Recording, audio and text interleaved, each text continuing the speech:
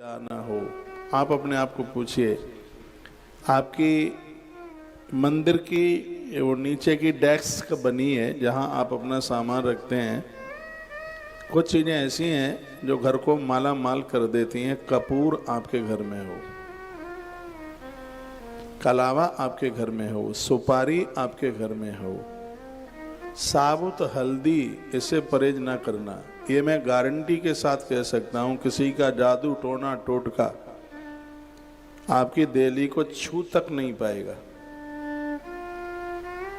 पीली सरसों, ये सब बनावटी बातें नहीं है, ये सब हमारे शास्त्रों में वेदित है, ये वर्णन है। पूछो, आपके घर में साबुत हल्दी नहीं है, इसकी बड़ी महिमा है। साबुत हल्दी महादेव पर चढ़ाने से दुश्मन परास्त हो जाता है, इतनी बड़ी महिमा है इसकी। माथे के विकार समाप्त हो जाते हैं, इतना बड़ा महात्म्य है इसका।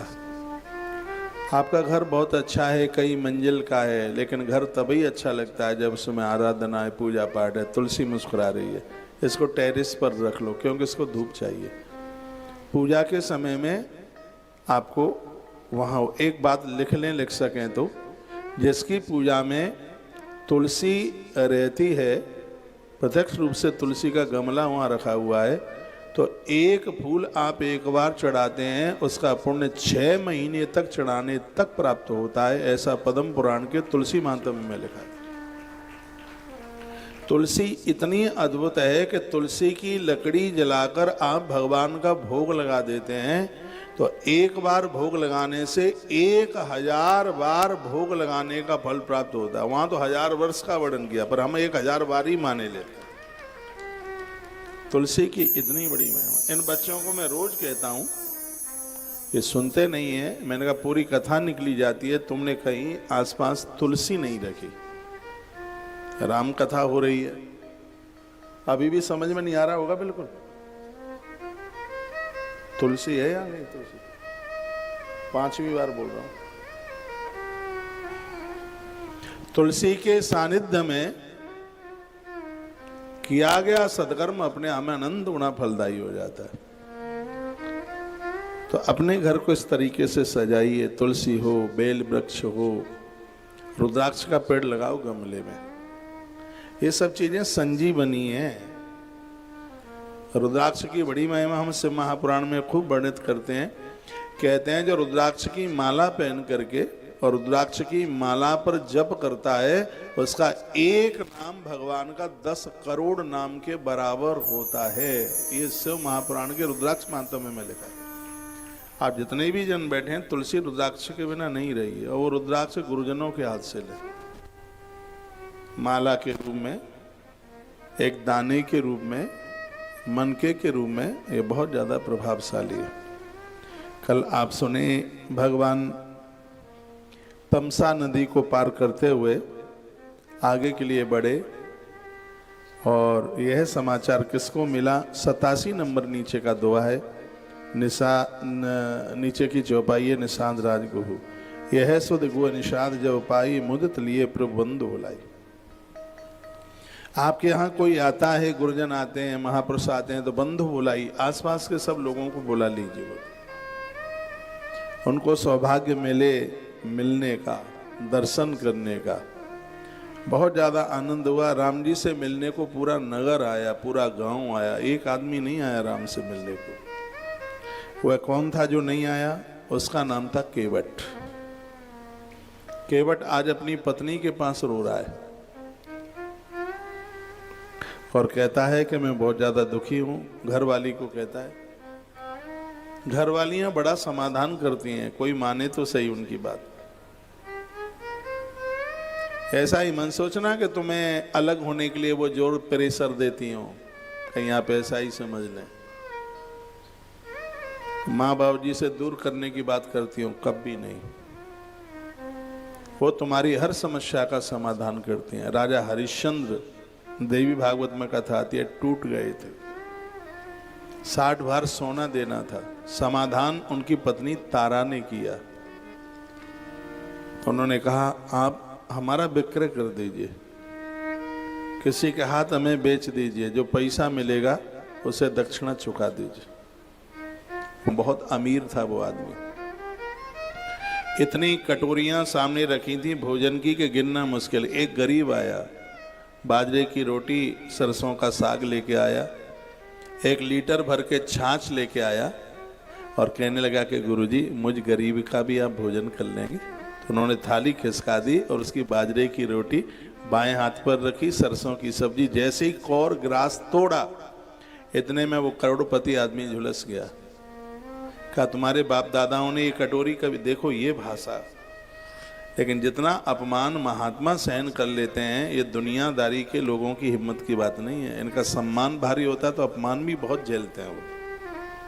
कहा तुम्हारे बाप दादाओं ने देखी इतनी कटोरी है भोजन, देखा क्या? तुमने मुझ व्यक्ति का तुमने बहुत अपमान किया है इस भिख मंगे की रोटियां लेके। आंख में आंसू आ गए। गुरु नानक देव उस गरीब का अपमान सहन नहीं कर पाए। उन्होंने कहा एक हाथ में रोटी है, दूसरा हाथ मेरा खाली है, चल मेरे हाथ में तू रख दे अपने पकवान। एक हाथ में पकवान, एक हाथ में बाजरे की रोटी, और ऐसे उन्होंने मुट्ठी में भरकर दोनों को जैसे ही निचोड़ा तो जिसमें गरीब की रोटियां थी उसमें से दूध की धार टपकी, और जिसमें दुनिया भर के पदार्थ थे उसको जैसे ही निचोड़ा तो उसमें से रक्त की धार फूटी। वो आदमी देखता रह गया और कहने लगा गुरुजी ये क्या है?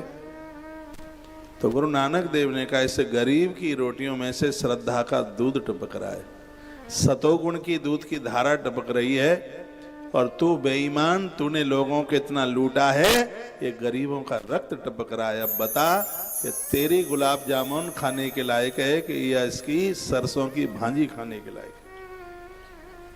कुछ चरणों में गिर पड़ा, माफी मांगी और हमेशा के लिए गुरु नानक देव भगवान का वो भगत हो गया। ऐसा नहीं है कि महापुरुष महात्मा लोग या परमात्मा वो अमीरों का है।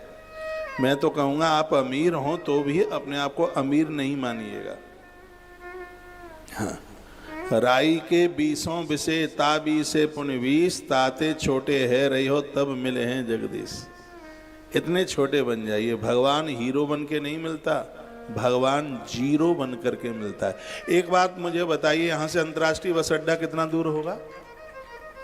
लगभग एक अंदाजा 20 किलोमीटर मान लूं, 25, 17। तो यहां से कोई व्यक्ति चले, दुग्ध केसों को जटा का स्वरूप दे दिया। माता जानकी को कहा जाने के लिए, माता जानकी रो पड़ी।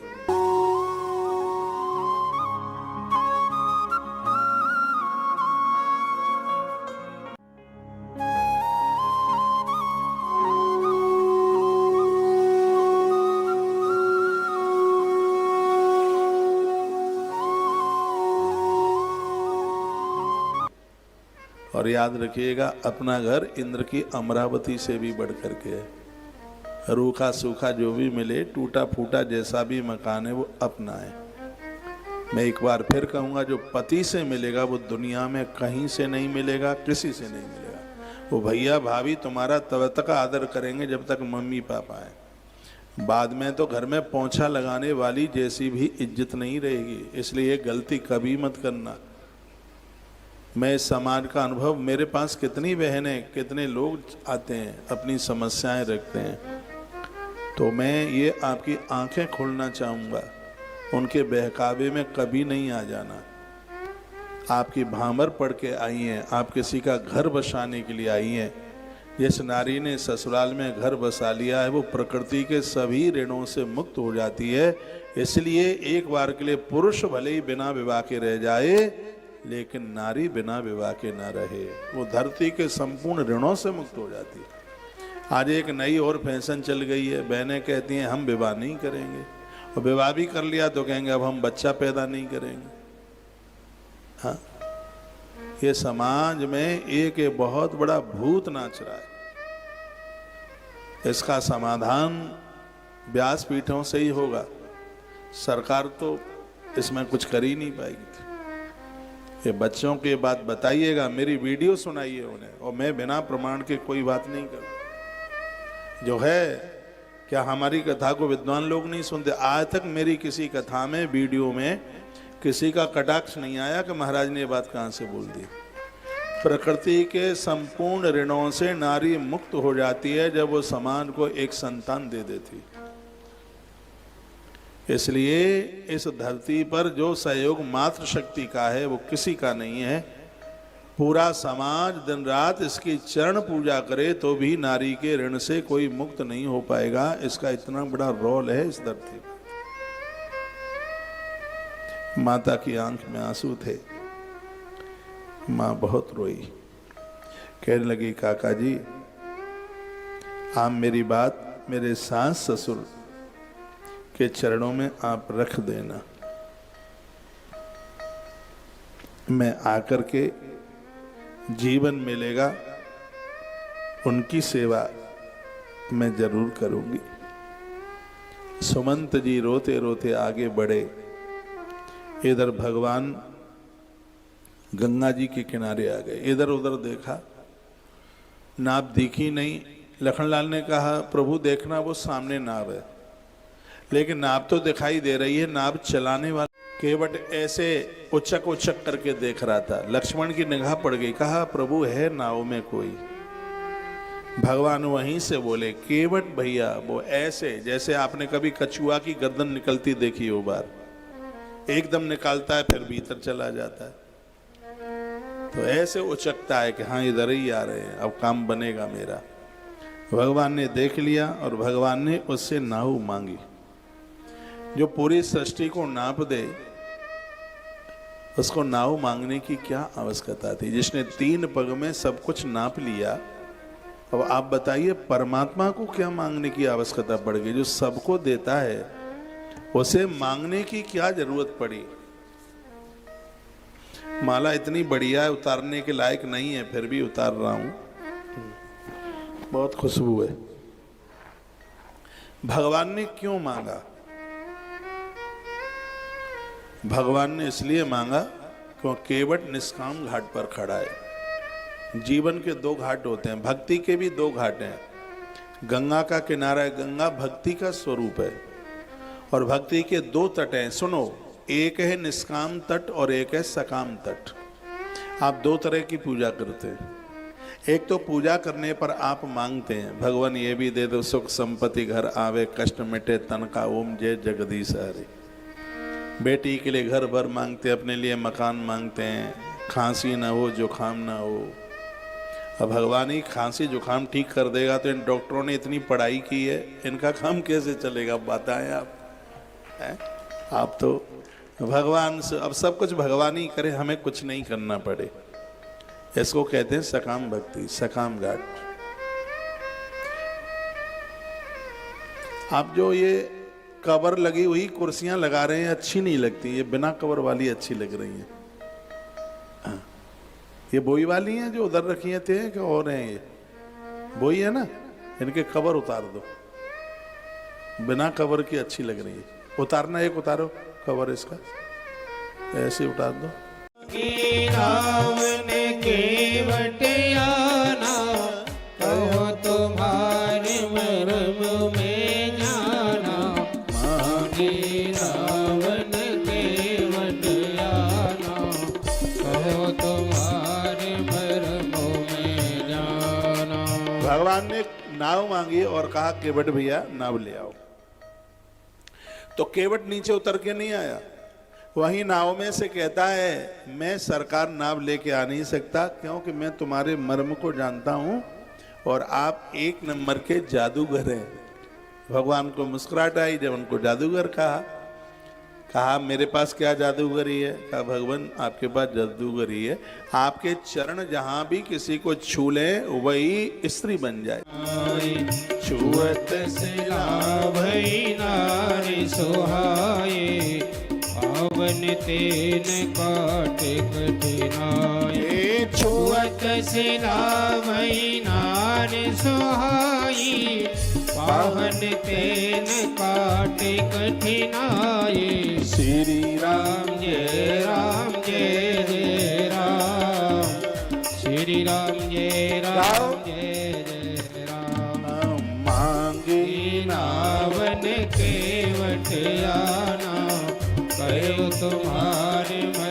मैं जाना। केवट कहता है कि वो पत्थर की सिलाई स्त्री बन गई तो काठ तो उससे कोमल होता है। आपके चरण के द्वारा सरकार यदि कहीं ये नाव स्त्री बन गई तो मेरी तो नाक में दम हो जाएगी। केवट कहता है भगवान पत्नी तो एक ही बढ़िया रहती है, तुम्हारे पिताजी ने कई शादी विवाह कर लिए इसलिए तो तुम्हें धक्का मिल गया, नहीं तो घर में नहीं रहते। सरकार आपसे प्रार्थना है हम तुम्हें नाव में बिठा के पार नहीं उतार सकते।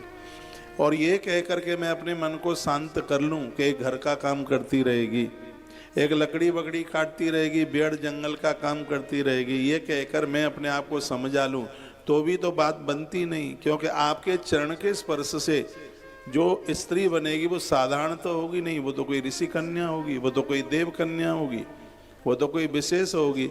जब भी घर में आऊँगा तो कहेगी नाक पोंछ के आओ, जब भी घर में आऊँगा तो कहेगी कुल्ला करके आओ, जब भी घर में आऊँगा तो कहेगी कि चरण धो करके आओ, पाम धो करके आओ। तो ये आफत मुझसे तो मोल नहीं ली जाएगी। भगवान या तो आप यहाँ बैठ जाओ, आराम से बैठ रहा हूँ, मैं पार नहीं उतारूंगा, नहीं तो आप अपने घर के लिए वापस चले जाइए। आपने हमें पूछा, हमारे मध्य में अभी अभी भैया गौरव शर्मा, इनके माध्यम से 2024 में इतना बड़ा आयोजन करतार नगर की धरती पर हुआ जिसमें आप भी सम्मिलित हुए थे। आम आदमी पार्टी के ये बड़े सीनियर नेता हैं, हमारे मध्य में आपका आगमन हुआ। एक बार भाई गौरव शर्मा, बहन छाया शर्मा भी आई है क्या? तालियों के साथ आदर कीजिए, मान कीजिए। बैठे, बड़ा अच्छा लग रहा है भैया आप आए हैं, आपका बहुत आदर है, बहुत सम्मान है।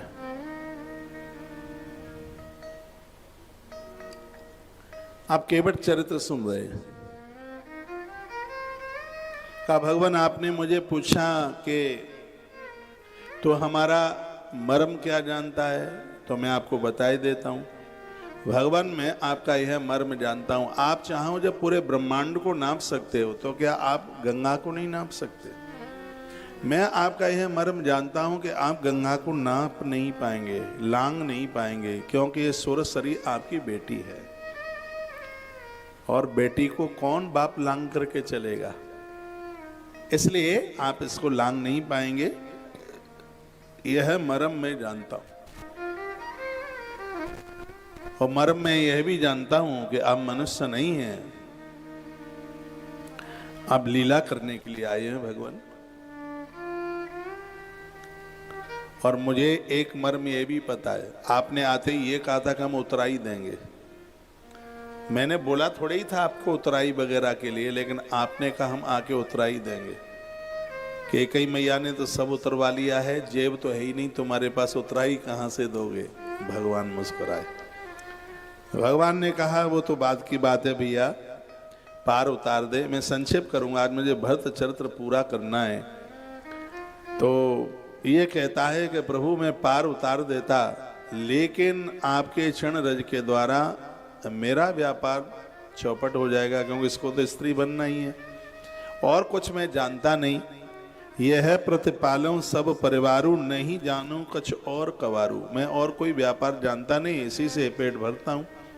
8 घंटा डालता हूँ नाव, जैसे तैसे घर की पूर्ति होती है खर्चों की, और इस नाव से मैं आपको पार उतार दूं तो एक तो मेरी नौका चली जाएगी, व्यापार चला जाएगा, एक दूसरी घरवाली और तैयार हो जाएगी। 8 घंटे में पहली बारी का पेट नहीं भरता तो महाराज 24 घंटे में भी पूर्ति नहीं होगी। इसलिए आप हमें क्षमा कीजिए, हम आपको पार नहीं उतार सकते। राम जी ने ठोड़ी पर हाथ लगा के कहा कि कोई उपाय है क्या, जैसे तू हमें पार उतार देगा? तो ठोड़ी खुजा करके केवट कहता है हाँ, यदि आप मान जाएं तो उपाय तो है। क्या उपाय है? जो प्रभु पार अवसेगा चय हो, मोए पद पदों में पखारन कहो। जो प्रभु पार अवसेगा चय हो, मोए पद पदों में पखारन कहो। जो प्रभु पार अवसेगा चय हो, मोए पद पदों में पखारन कहो। मांगी नावन केवट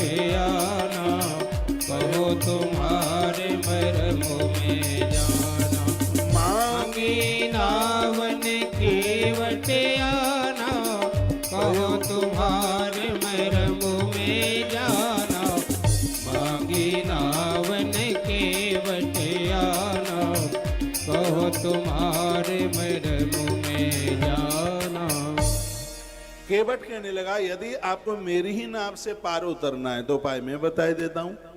करंट आप में नहीं है, आपके चरण की रज में है। हाँ, तो बस आप मुझे बोल दीजिएगा कि केवट तू मेरे पाम चरण धो ले, तो खतरा अलग हो जाएगा। चरण धो करके चरण रज मेरे पास आ जाएगी और बिल्कुल मैं निर्भय होकर आपको इस नाव में बिठा करके पार उतार दूंगा। अब बात रही उतराई की, तो आप सुन लीजिए, भगवान पार उतार दूंगा और आपसे उतराई में कुछ भी नहीं लूंगा। नीचे का छंद बड़ा कमाल का है।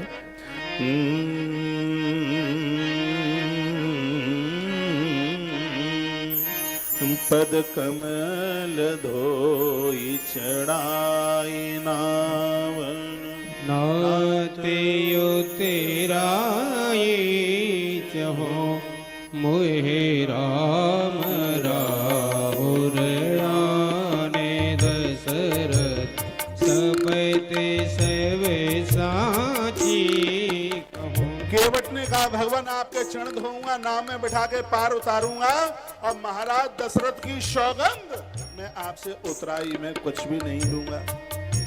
जैसे ही केवट ने महाराज दशरथ की कसम खाई तो तरकस से बाण लखनलाल ने निकाला और यूं ताना और कहा भगवान इसे मार डालूंगा।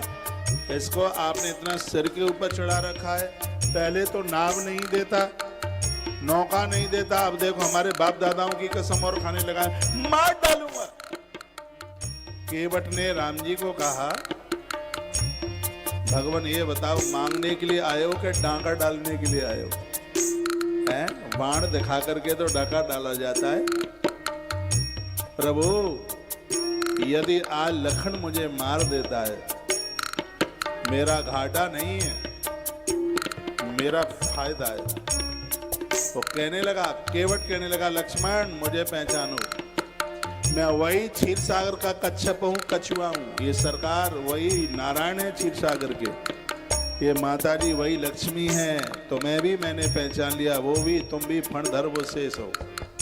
भगवान के चरण छूने के लिए आया, लक्ष्मी माता के कहने से तुमने फण मारा, दूर जाके गिरा। द्वारा चरण छूने के लिए आया, फिर तुमने फण मारा। तीसरी बार तुमने मुझे फण मारा तो भव सागर के उधर आकर के गिरा, केवट बना। और बाण मार दोगे नारायण के चरणों में जाकर के गिरूंगा। बरु तीर मारे रखने पे जब लगे न पाए पखारे हो, बरु तीर मारे हो लखने पे अब लगे न पाए पखारे हो, तब लगे न तुलसी दास नाथ कृपाल पार उतारे हो, तब लगे न तुलसी दास नाथ कृपाल पार उतारे हो, तब लगे न तुलसी दास नाथ कृपाल पार उतारे हो। तो कहने लगा उस समय तो फण मारा तुमने, आज बाण मार दो। चुनौती है, जब तक पाम नहीं धो लूंगा नाव में बैठने की तो बात अलग है, मेरी नाव छू के ही बता दीजिएगा। इतना कहा, उधर लखनलाल का पारा ऊपर जा रहा है। केवट ने कहा मार दो, मुझे घाटा नहीं है, मुझे तो फायदा है। राम जी ने कहा फायदा है? हाँ बहुत बड़ा फायदा है। क्या फायदा है? एक तो सरकार की आंखों के सामने मरूंगा, दूसरा है आपके चरणों में मरूंगा, तीसरा है गंगा के घाट पर मरूंगा, चौथा फायदा है कि सूर्य उत्तरायण के हैं, सूर्य के उत्तरायण में मरूंगा, पांचवा फायदा है बैसाख के महीने में मरूंगा। वो गिनती करा रहा है। और अगला फायदा है बैरागी के हाथों से मरूंगा। और फायदा सुनोगे भगवान, और भी मैं आपको फायदा गिना रहा हूं। जब मेरी मृत्यु यहाँ होगी, मैं यहाँ गिरूंगा, तो मेरी पत्नी रोती रोती आएगी और आपके चरण पकड़ेगी और कहेगी कि मेरे पति की अर्थी में थोड़ा कंधा लगा दो। और आप इतने दयालु हैं, मैं जानता हूं कोई रोए और आप ना सुने, ऐसा कैसे हो जाएगा।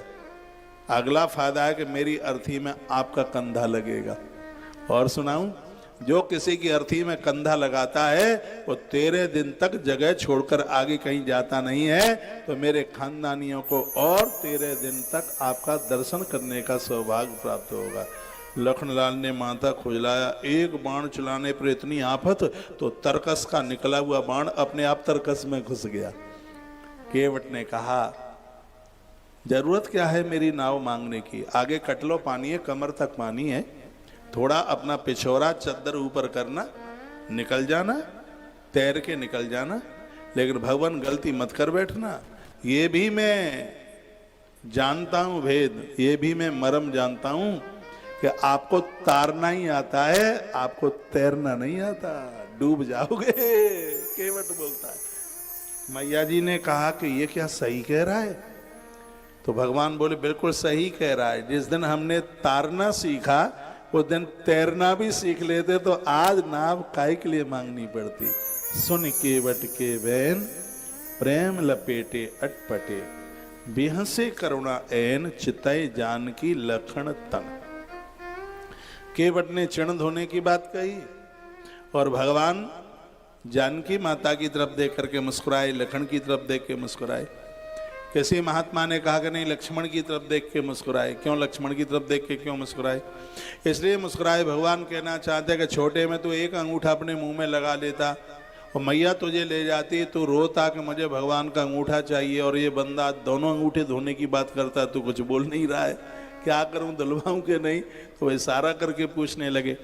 उधर माता जानकी की तरफ देख करके मुस्कुराए कि तेरे पिता ने एक अंगूठा धोया तो कन्यादान में तू मुझे मिली और ये फ्री फंड में धोने को तैयार है, तुम दोनों कुछ बोलते नहीं। भगवान इसलिए मुस्कुराए। किसी ने कहा, एक साधक ने कहा, नहीं, भगवान इसलिए मुस्कुराए क्योंकि भगवान के दोनों चरण बट गए थे, एक चरण लखनलाल का, एक चरण माता जानकी का। ये चरण कब बट गए? एक दिन की बात थी, लखनलाल भगवान के पास आए और बोले कि भगवान, जब से आपका विवाह हुआ है तब से मैं भारी दुखी हूँ। राम जी ने कहा, तेरे विवाह से मैं दुखी नहीं तो मेरे विवाह से तू क्यों दुखी है? लखनलाल कहते हैं कि जब आपका विवाह नहीं हुआ था तब दोनों चरणों की सेवा मेरे पास में थी, अब तो मैया जी ने दोनों चरणों की सेवा ले ली है, और जब मैं जाता हूँ चरणों के पास सेवा के लिए तो मैया आंखें निकालती है, तो मुझे वहाँ से भागना पड़ता है। भगवान, अपने चरणों की सेवा हमें दे दीजिए, नहीं तो हम सरयू में गिर जाएंगे। राम जी ने कहा, तू बार बार सरयू में गिरने की धमकी तू क्यों देता है, ये बता। अब पत्नी का अधिकार है, मैं क्या इसमें कह सकता हूँ। लक्ष्मण ने कहा, जब तुम्हारी मिली भगत है तो मैं तो ये चला। राम जी ने कहा, सुन रुक, मैं उपाय बता देता हूँ।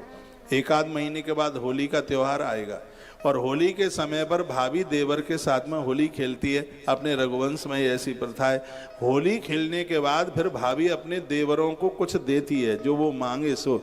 तो तू मेरे चरणों की सेवा मांग लेना, वो दे देगी, तो इसमें रूठने की बात ही क्या है। लखन ने कहा, प्रभु होली कब आएगी? होली आज ही बुलाए दो। राम जी कहने लगे, होली अपने समय से आएगी, और धीमे धीमे वो होली आ गई। नंदू भैया कितने खुश हो रहे, नंद किशोर अरोड़ा, एक नंबर के श्रोता, तालियां बजाइए। हमारे जीवनदास जी अरोड़ा जी के छोटे भाई है, सोनीपत में रहते हैं। दोनों भाइयों में भारी प्रेम आदर है। महाराज दशरथ ने कहा, बेटी अब होली बंद करो, है बच्चों होली बंद करो, जैसे दादा लोग बोलते हैं, है बच्चों होली बंद करो। तो सब छपक गए, सबने स्नान वगैरह किया, दिए जलाए गए, अट्टालिकाओं पर दिए रखे गए। उसके बाद अब मांगने का और देने का समय आया। तो माता जानकी ने अपने तीनों देवरों को कहा कि मांगो क्या चाहिए। तो सबसे पहले नंबर भरत जी का था। तो भरत जी ने कहा कि हमें तो बस भगवान के चरणों में प्रेम बना रहे, ठाकुर जी हमें अपने आप से, हमारे प्रभु हमें कभी अपने आप से दूर न करें, बस ये मांग दे दो। मैया जी ने कहा ऐसा ही होगा। उसके बाद लक्ष्मण का नंबर आया, तो क्रम में तो लक्ष्मण ही आते हैं। तो लक्ष्मण ने कहा, पहले इन सबको निपटा लो, हम तो बाद में हमें देख लेना। शत्रुघ्न जी को पूछा, तुम्हें क्या चाहिए? शत्रुघ्न जी ने कहा, भैया जी की सेवा मिल जाए, बस और क्या चाहिए। भरत जी की सेवा मांगी उन्होंने।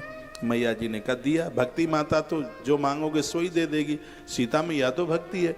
उसके बाद लखन का नंबर आया लक्ष्मण का, और कहा मैया जी ने लाला जी आप मांग लो। पहले के समय में देवरों को लाला जी कहते थे, अब पता नहीं क्या कहते हैं, पता नहीं, मालूम नहीं है।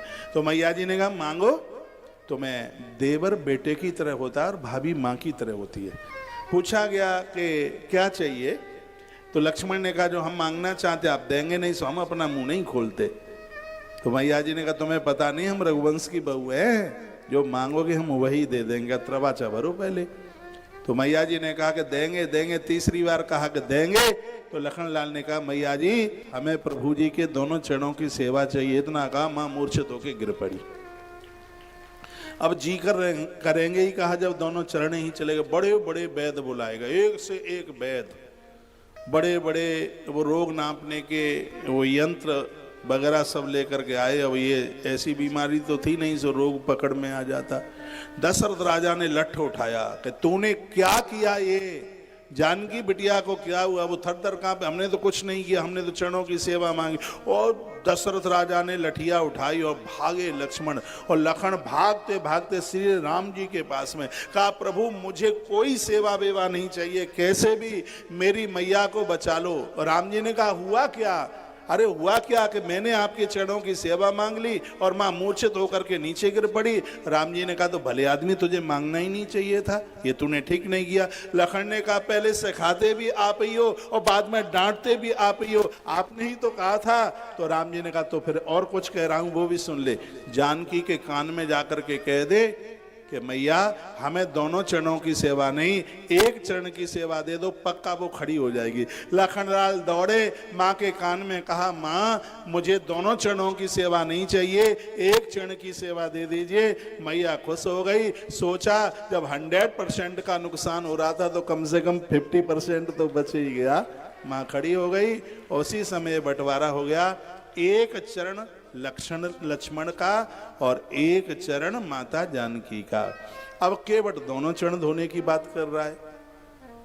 हमने अयोध्या में ये विस्तार से 3.5 घंटा कथा गई।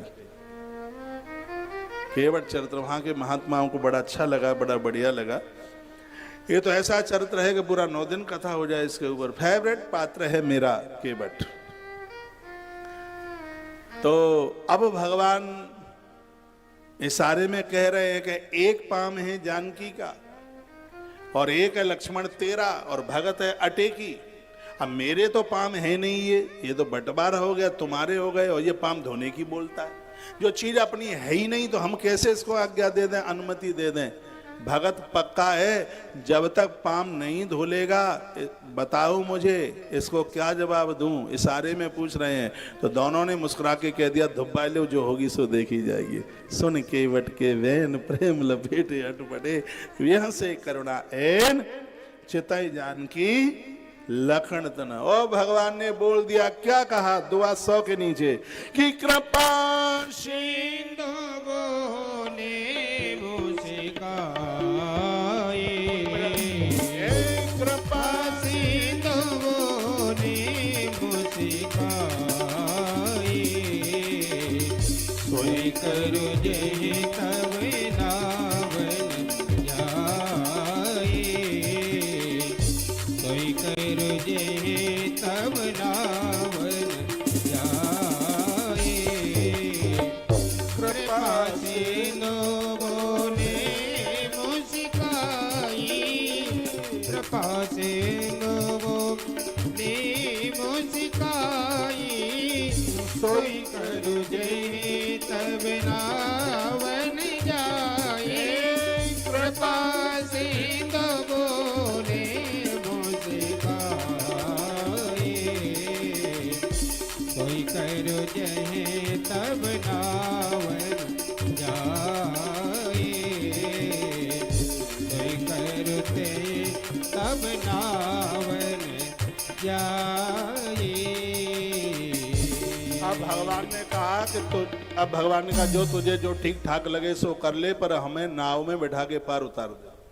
केवट ने कहा ये जोई सोई मैं नहीं जानता, मैं पढ़ा लिखा नहीं हूं, ये आप अलंकारिक शब्द मत बोलिए, सीधे से कहिए कि केवट पानी लेके आ, हमारे चरण धो ले और हमें नाव में बिठा के पार उतार दे। जोई सोई ये शब्द मैं नहीं समझता। तब भगवान ने कह दिया। फिर भगवान बोले बेग आन जल पाए पखारू हो तो बिलम उतारे पारू। अब पानी ले आओ, हमारे पाम धोए ले और जल्दी हमें पार उतार दे। सो केवट बिते चलो घर की तरफ। लक्ष्मण को दह क्रोध दांत मिसमिसा रहे हैं। लखन ने कहा कि देखो इसको इतना मूड पर आपने चढ़ा रखा है, नाव है इधर देखो खोपरिया उठा के उधर जा रहा है, मुझे बोल दो तो 1 मिनट में 1 क्षण में जाकर सीधा कर दूं। राम जी बोले केवट भाई नाव इधर है, तू मुंह उठा करके भैया उधर तुम क्यों जा रहे हो? तो केवट ने कहा भगवान हम पढ़े लिखे तो नहीं है, लेकिन हमने गुरुओं से संतों से जरूर सुन रखा है कि किसी के चरण धो तो घरवाली को पास में बिठा लो तो संपूर्ण तीर्थों का आचमन करने का फल तत्काल प्राप्त हो जाता है। तो हम घरवाली लेने को जा रहे हैं, तब तक इंतजार कर लो। लक्ष्मण ने कहा देखो कितनी इसने नाक में दम कर रखी है, अब घरवाली को लेने को जा रहा है। अब घरवाली का हाल आएगी, पहले नहाएगी, फिर साड़ी का मैच मिलाएगी, फिर 10 बार शीशा देखेगी, तो वो कहाँ हाल आने वाली है। राम जी ने कहा कि अब गर्ज तो हमारी है, इंतजार करना ही होगा। केवट गया घर, इतना खुश, इतनी प्रसन्नता। बेस कम करो। ये कहाँ है भैया माइक? माइक नहीं है यहाँ पे, बोला। केवट खुशी के मारे नृत्य कर रहा है, नाच रहा है। घर पहुंचा, घरवाली से कहा आज भारी खुश हूं, जल्दी कर, देर मत कर, प्रभु ने चरण धोने के लिए बोल दिया। केवटानी खुश हो गई। अब वो केवट है तो वो केवटानी, जब मास्टर की मास्टरनी हो सकती है, डॉक्टर की डॉक्टरनी हो सकती है, इंजेक्शन भले ही न पकड़ना आवे, डिग्री तो मिल ही जाती है पति के माध्यम से, पंडित जी की पंडितायन, ठाकुर साहब की ठाकुरायन, तो केवट की केवटायन। तो वो तो रोने लगी। केवट ने कहा क्यों रो रही है? आज मैं अपनी गरीबी को कोस रही हूं। हमारे पास सोने, बेस कम करके बोलिए, हमारे पास सोने और चांदी के पात्र होते तो भगवान के चरण हम उसमें धोते, लेकिन क्या करें हम तो गरीब हैं। केवट ने कहा पगली तू नहीं कुछ जानती, सोने चांदी के बर्तन होते हम उसमें भी नहीं धोते चरण भगवान के, हम धोएंगे लकड़ी के कठवते में। लकड़ी में पानी सोखने की बहुत बड़ी ताकत है। पहले हम पूरे गांव के लोगों को चरणोदक बांटेंगे, खुद लेंगे, कुछ चरणोदक बच जाएगा, उसको लकड़ी सोख लेगी, वो पी लेगी, उसमें आटा गूंथ गूंथ के तू रोटी बनाना, हम खाएंगे, तो प्रत्येक दिन भगवान का चरणोदक लेने का पुण्य प्राप्त होता रहेगा, सौभाग्य मिलता है। केवट की भावना देखिए, इसलिए तो लिखा है पान कठवता भरी ले आवा। कठवता लेकर के आया, पत्नी को संग लेकर के आया, सामने बड़ा सा कठवता रख दिया, कहा सरकार अपने पाम डुबे देव जा में। सो ठाकुर जी ने दोनों पाम कठवता में रख दिए। गोस्वामी जी लिख रहे हैं क्या आनंद की बात है कि जहाँ सुनाम सुमिरत एक बारा उतरे नर भव सिंधु अपारा। जा सुनाम सुमिरत एक बारा उतरे नर भव सिंधु। अपने बेटे को परात में खड़ा करके उसके हाथ पांवों को साफ कर रही हो, अपने पुत्र को निला रही हो। केवट मां के स्वरूप में दिखाई दे रहा है। देवताओं को खुशी हो रही है। गोस्वामी जी नीचे लिख रहे हैं कितना आनंद हो रहा है। अति आनंद उमगे अनुरागा चरण सरोज पखारने लागा। अति आनंद उमगे अनुरागा चरण सरोज पखारने लागा। श्री राम जय राम जय जय राम। श्री राम जय राम। बहुत बड़े शहर में रहते हैं, डलिया, डलिया भी नहीं जानते होंगे, टोकरा, आज देवता बड़े बड़े ढगुला भर भर के और ऊपर से फूलों की वर्षा कर रहे हैं। केवट बड़भागी है तू, कितना भाग्यशाली है। गोस्वामी जी की आंख में आंसू आ गए। इस चरित्र को देख रहे ऐसा लग रहा था कि उनके आंखों के सामने ही घटना घट रही है। वर्ष सुमन सोर सकल सिहाई यही सम पुण्य पुण्य को नाई। बरस सुमन सुर सकल सिहाई यही सम पुण्य पुण्य को नाई। मांगे रावण केवट आना हो तुम्हारे मर्म में जाना। श्री राम जय राम, श्री राम जय राम, जय जय राम। बोलिए रामचंद्र भगवान की जय। भगवान के चरण धो लिए गए। पूरा नगर श्रृंगवेरपुर लाइन में पंक्ति में खड़ा है। आज मंदिर का पुजारी केवट है, सबके हाथ में चरणोदक दे रहा है। माता जानकी ने लक्ष्मण को कहा कि आज का पुजारी केवट है, पंक्ति में लग जाओ, चरणोदक तब मिलेगा, नहीं तो खड़े रहना, बूंद नहीं मिलेगी, बूंद बिल्कुल। लखनलाल ने कहा हम क्षत्रिय राजकुमार हैं, हम तो कभी हाथ पसारते नहीं किसी के सामने। मैया जी ने कहा जब ऊपर वालों ने हाथ फैलाना शुरू कर दिया तो हमें लाज काय बात की है। ऊपर वालों ने भी तो मांगा, नाव मांगी तो मांग ले। तब माता जानकी और लखनलाल दोनों पंक्ति में लगे। केवट ने चरणोदक दिया, माता जानकी ने चरणोदक लिया, लखनलाल ने चरणोदक लिया। भगवान का भोग लगाकर जिस प्रसाद में आनंद आता है, दुकान से ले आइए, खूब बड़ी से बढ़िया मिठाई ले आइए, वो आनंद नहीं आता जो भगवान का भोग लगा करके आनंद आता। आपके घर में रोज भोजन प्रसाद तो बनता ही है, ठाकुर जी का भोग लगा करके ही भोजन पाएं, उसका तो स्वाद, उसका तो आनंद ही अलग है। हर वैष्णव जगत में एक भी घर ऐसा ना हो जिसके घर में भगवान का भोग ना लगे। राम जी ने पूछा हम कहाँ रहे? तो गुरु जी ने कहा तुम्हें निवेदित भोजन कर ही प्रभु प्रसाद पट भूषण धरे। जो तुम्हारा भोग लगा करके भोजन करे उसके घर में हमेशा हमेशा के लिए तुम्हारा वास रहे।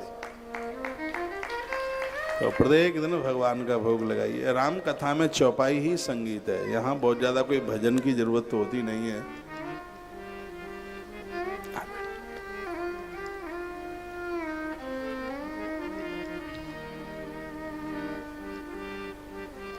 सबने चरणोदक ले लिया, आपका ध्यान इधर है ही नहीं।